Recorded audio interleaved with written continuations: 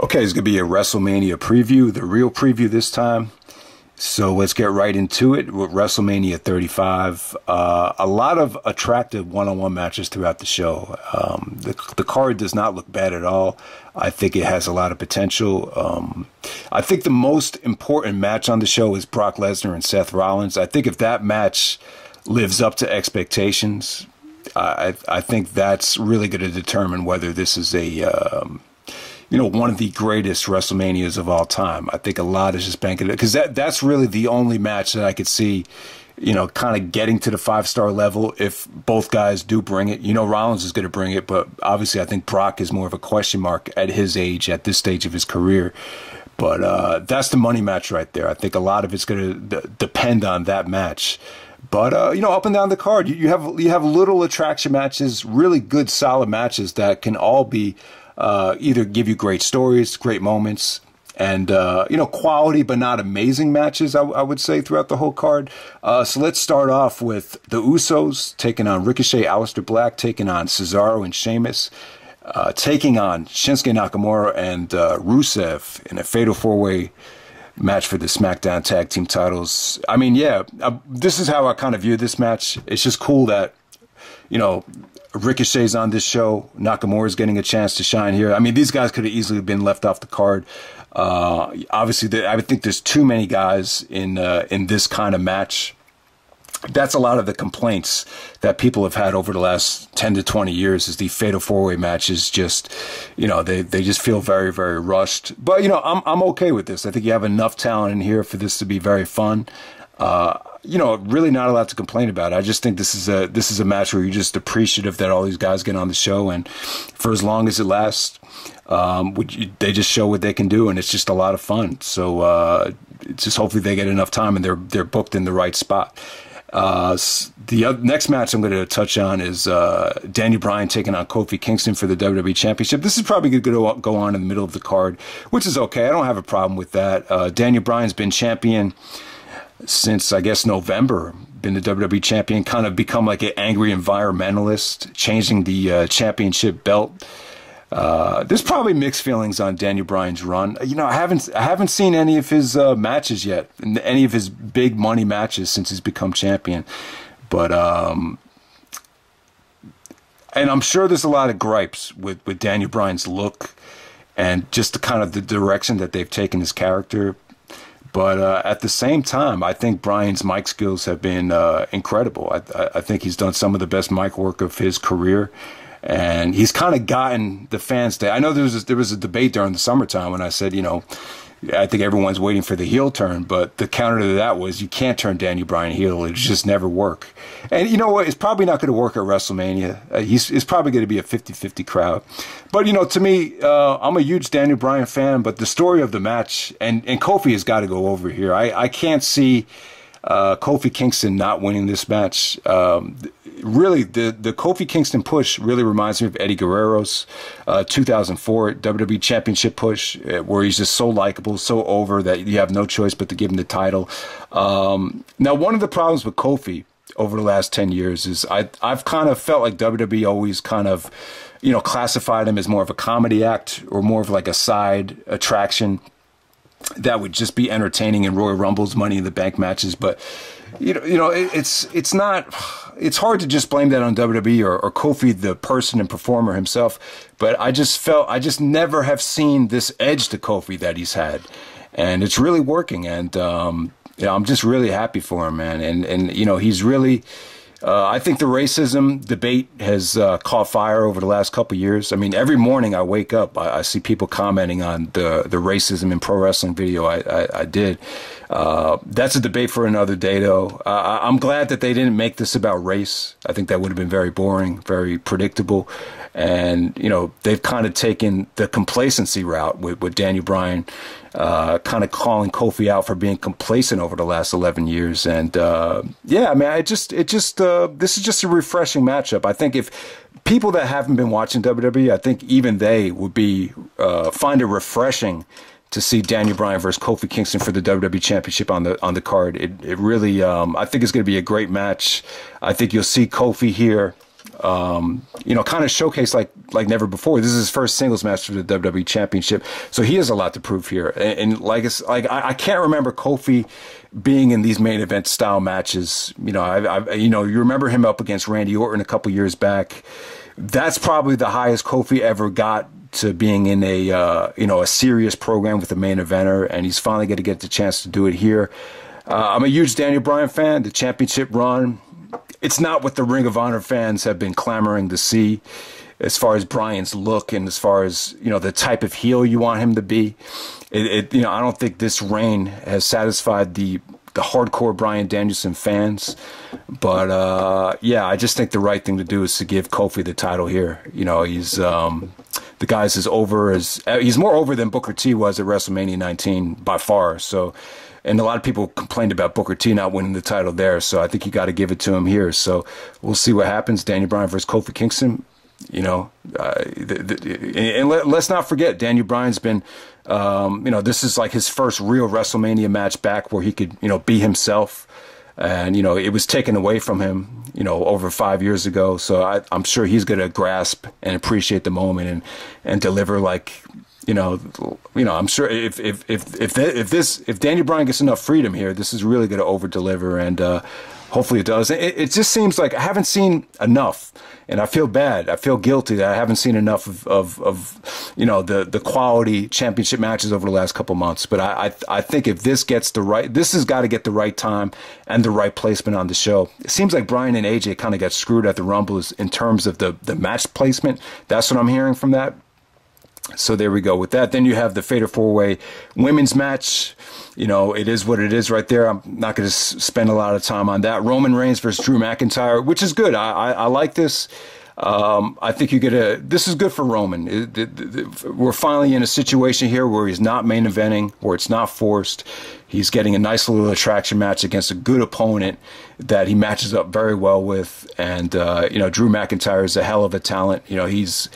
His story's been very interesting over the last few years about what he's done to get himself into this shape and to kind of morph his look into what has been over the last couple of years. It's been that's been a magnificent story as well, and everything is going to pay dividends. And this is the biggest match he's had in years. So hope these guys go up and tear it up, man. And Roman, obviously, he's been through hell and back over the last 6 months. So you just hope this is just a good, positive experience for both guys going into their match. Next up, Bobby Lashley versus Finn Balor for the Intercontinental Championship.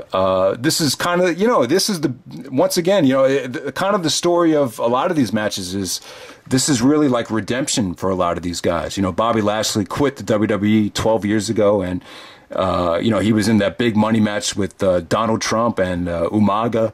With Vince McMahon and the hair on the line and the WrestleMania attraction back at WrestleMania 23. And this is, I guess this is maybe one of his first really, really big WrestleMania match back, since everything went down. And he's going to be facing Finn Balor right here. I mean, for the Intercontinental Championship, really kind of this is probably going to end up being the most underrated match on the show. Really think it is. I think Balor definitely has a lot to prove as well. I'm sure if it wasn't for his big injury at SummerSlam a few years back, he probably expected to be main eventing WrestleMania at this point. So both guys still have a lot to prove. I'm sure Bobby Lashley, regrets a lot of the decisions that he's made in terms of, leaving WWE when he was in contention to dethrone John Cena a couple years back. 12 years ago. So really, it's a redemption match for both guys right there. I think both guys have a lot to prove, and I'm excited to see that. I think that might end up being the most underrated match on the show. Samoa Joe, Rey Mysterio. It's a tough one, man, for the United States Championship. Both guys are, I'm assuming both guys have hit 40 years old at this point, and it's just one of those. It's a dream match, it really is. But it's one of those matches that would have been so much better if it happened like in 2006 when Joe was on top of TNA and Rey was the SmackDown World Champion. But still, it's two guys. This Samoa Joe representing Samoa, Rey Mysterio representing Mexico. It's kind of two guys that are legends in their field, and it really is a really nice attraction match. And you know, both guys might be past their prime, but, you know, I think at this stage you'll definitely get the best out of both of them, and it should be fun to watch. I just, you know, out of all these matches, though, I just wouldn't. This is tricky, though. You can't, you know, put your expectations that high, because obviously both guys, you know, they aren't what they were back in their prime. And I mean, we're almost about a decade from both guys' primes, so that's something to keep in mind before your expectations are too high. But it's still a great attraction match, featuring two legends right there, and I just hope it's a great match. AJ Styles versus Randy Orton, another very, very attractive match. Haven't seen a lot of the build up here. I'm just really glad that I saw that one promo. There was an awesome promo between Randy Orton and AJ Styles, very, very real. And it's just, you know, it showcased the frustration that Randy Orton has after everything he's done in the WWE, and someone like AJ Styles, who hasn't been there for most of you know, Randy Orton's success, or pretty much 80% of Randy Orton's success, and still AJ Styles seems to be the more respected WWE superstar. And you know, you could just tell a lot of the frustration got to Orton, and AJ, you know, fired back at him with another great promo. So you know, Orton took exception to, you know, AJ saying that SmackDown's the house that AJ Styles built. And, you know, it takes a lot of balls to say that when you got Randy Orton, the youngest world champion in WWE history, in the same locker room. So a lot of good tension there, a lot of real stuff. It's an attractive match. It's just one of those matches that you've never seen. It's a great WWE versus TNA dream match at WrestleMania. There's really not a lot to complain about. Expectations, not that high. I mean, AJ at WrestleMania, look at his WrestleMania matches. He had a really good match against Jericho. Really, you know, maybe possibly stole the show against Shane McMahon.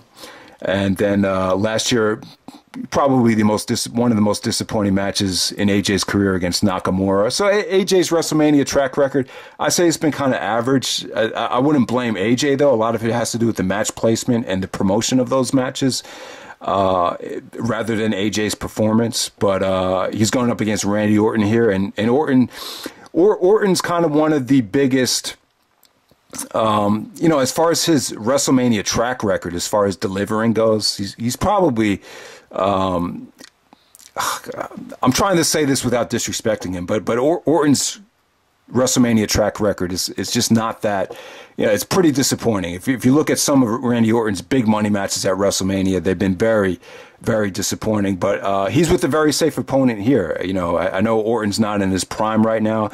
The reputation of Orton is very, very fragile. Very, you know, sometimes Randy Headlock Orton does not deliver, as a lot of people would say. But if you can't have a great match with AJ Styles, it's pretty much on you. So I think the pressure is on Orton there, and hopefully they surprise me and just put on, you know, the match of the night and steal the show. But I'm not sure. I can see this being, at best, I can see this being on the same level as Orton and Rollins from WrestleMania 31, which was pretty well received.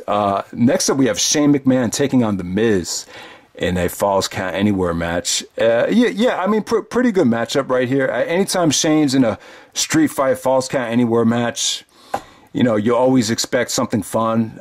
Shane always goes out there and delivers. So whether Shane is a heel or a face, it really doesn't matter. He's still going to end up taking chances. Probably Shane is a heel. He's more likely to take, you know, some of those suicidal chances, even more so as a heel. If you look back at his heel work in some of these street fights, he actually ends up taking the bigger bumps as a heel. But yeah. Not a big fan of The Miz as a babyface, though. I never thought I'd see it again after his last face turn, but it seems like they're going in that direction. So I think you get a mixed crowd here. It should be a fun environment. I just hope they don't do a lot of brawling in the crowd.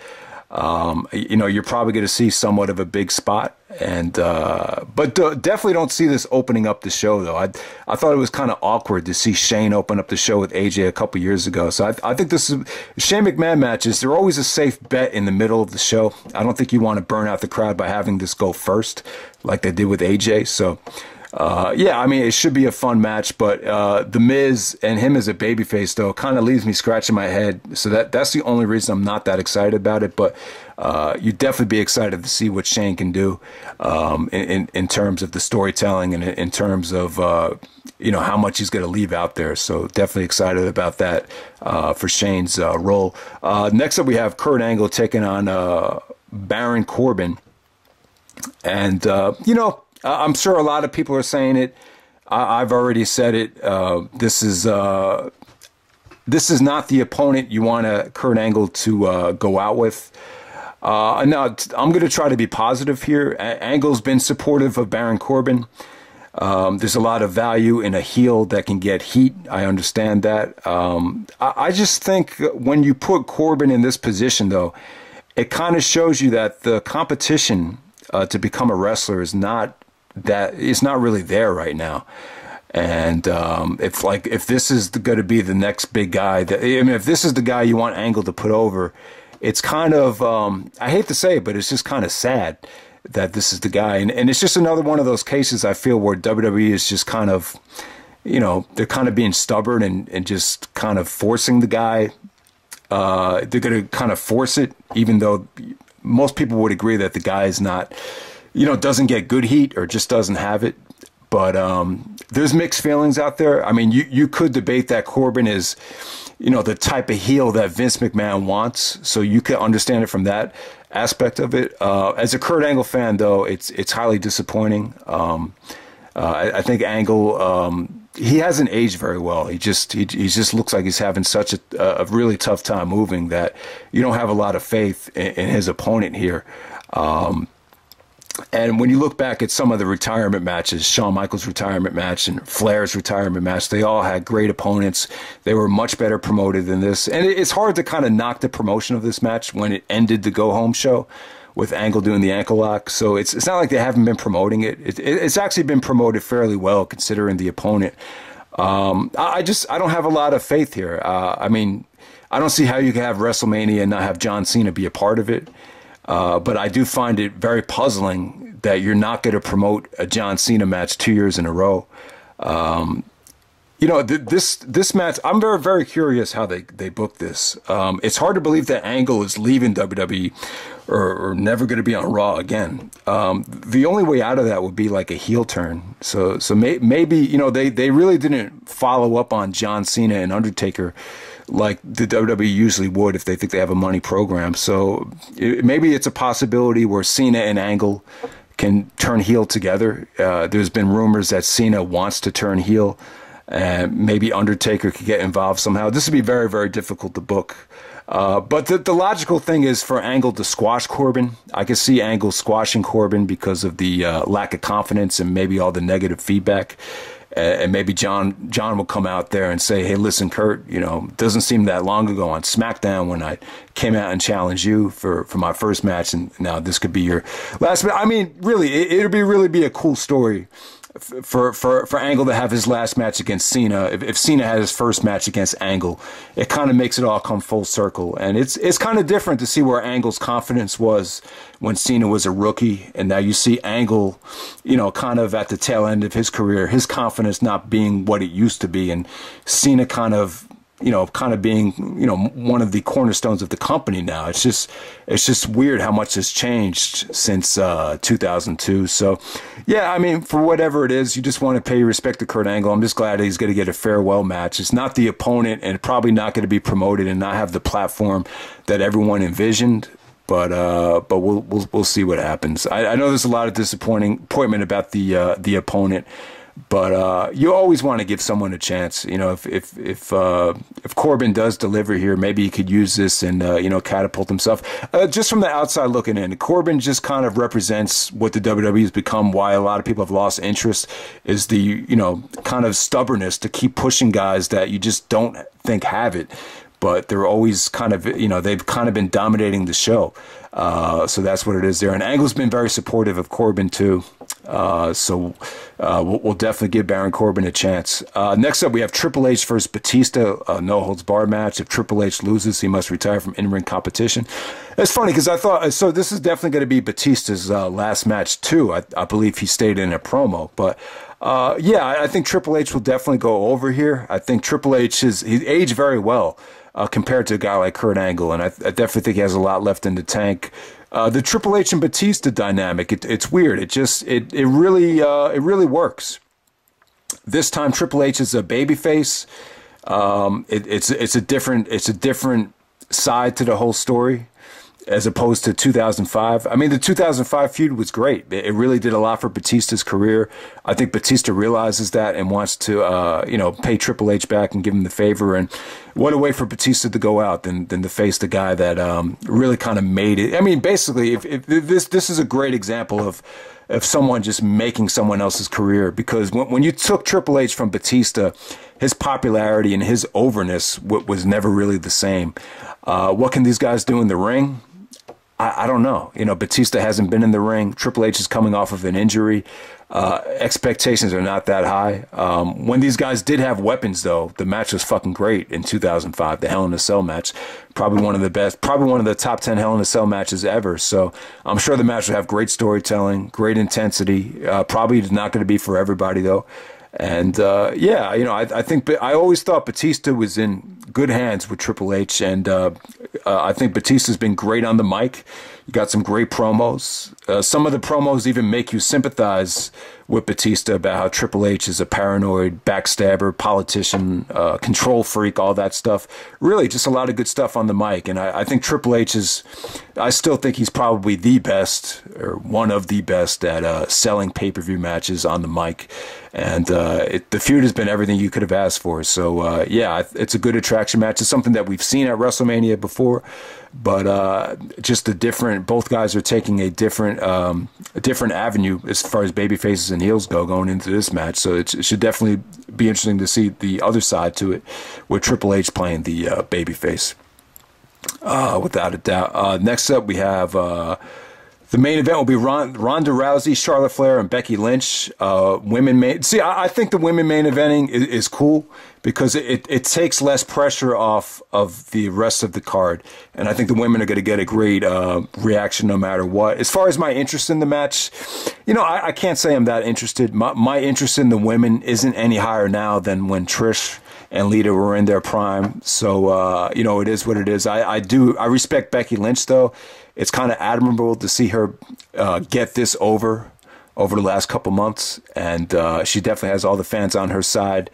But as far as Ronda Rousey goes, I'm just not a huge fan. Not a huge fan of Charlotte. The match. I'm sure the match would be good. It's just not something that I'm wetting the bed to see. So yeah. But I think as the main event, though, I think it'll get a good reaction. I think Becky should win here. I think the most over girl should win. With unifying both championships, and I think it'd be a cool moment, cool main event. Not expecting anything mind blowing. You probably see a lot of chances taken out there. I could see a lot of women, all these girls putting it all on the line. You probably see a lot of high spots and some good storytelling, some good submission stuff. The match should be really, the match should be really good. Honestly, it's just, I'm just not excited for it. But that's just me. I'm speaking for someone that used to be a diehard fan. That's, kind of become just a, SummerSlam, WrestleMania type fan, or an occasional fan. So I know. I think it's great though. I think it's great that women have become a huge part of the show. I think attracting the female fans has really paid dividends as far as business goes. So a good decision. And it's cool to have them as the main event too, because there's nothing else in this show that really is, deserving of being the main event. I mean, a lot of these singles matches, they have flaws. There's a lot of flaws, whether it be age or whether it be guys kind of under-delivering in years past, like a Brock Lesnar. Like, honestly, Lesnar does not deserve the main event of the show after what went on last year with that really bad main event against Roman Reigns. So, but yeah, Brock and Rollins, man. I think this has to be the match of the night. I think this is the only match that I could see nearing the 5-star level. And it's hard to ask Brock to put on a 5-star match at this stage of his career, but I think he has the right opponent. I think Rollins is hungry. I think Rollins deserves this spot. There's a lot of people critical of Rollins when he came back from his injury, but I think at this point he's kind of, shut everybody up, man. I was excited to see this match at Battleground back in 2015, but The Undertaker came out and they really weren't allowed to deliver. So this time they finally get a chance to capitalize on the momentum that they had at WrestleMania 31 when Rollins cashed in the title. You'll finally get to see that matchup right here. And, they both already main evented WrestleMania 31, so it's not like a Punk situation where they're going to be jealous because they're not main eventing. So, and I definitely think the crowd will be a lot better here. I don't think Lesnar's going to have to deal with the negativity that he had to deal with last year. So, yeah, man, this should be really good. I think Brock is in good hands here. I think he'll be motivated. And, I think Brock has a lot of pride. I don't think he was happy with the way last year ended. I think he was somewhat embarrassed with everything. So yeah, but definitely I think Seth Rollins needs to win the match and needs to become a Universal Champion. I think we need a champion that people can be proud of, and a champion that can inspire other people to actually watch the show or watch or to get involved in the business. So yeah, Brock and Rollins. I think this will be you'll see a great combination of athleticism from Rollins and just really awesome brute force from Lesnar. It'll make for a hell of a match. I really think it's going to be great. And the fact that they don't have to main event, you don't have that burden and that stress of trying to carry the show for that long. So yeah, man, the show definitely has potential. I think it'd be really cool. I think the most frustrating thing is Kurt Angle's opponent, but it just seems like Cena's playing this surprise. The element of surprise with Cena has been evident at the last couple of WrestleManias, and hopefully it's there too. I think Kurt Angle and John Cena, they're probably going to have a match. If they do have a match, I think it'll be very similar to the SmackDown match that they had, where it's like a 5-minute sprint. And maybe that's why they're not promoting it, to kind of take the pressure off of them. So we'll see what happens there. Plus, Cena and Corbin have a huge history, too. Remember, they had a huge feud where Cena called Corbin skinny fat. So you have that whole element as well. And Undertaker, it's hard to imagine that Undertaker won't appear as well. So we'll see what happens, guys. Hopefully it's a good WrestleMania. I'm just appreciative that I'm alive to possibly enjoy another one. So hopefully I'll have a review up, and hope you guys enjoy the show and take care. All right.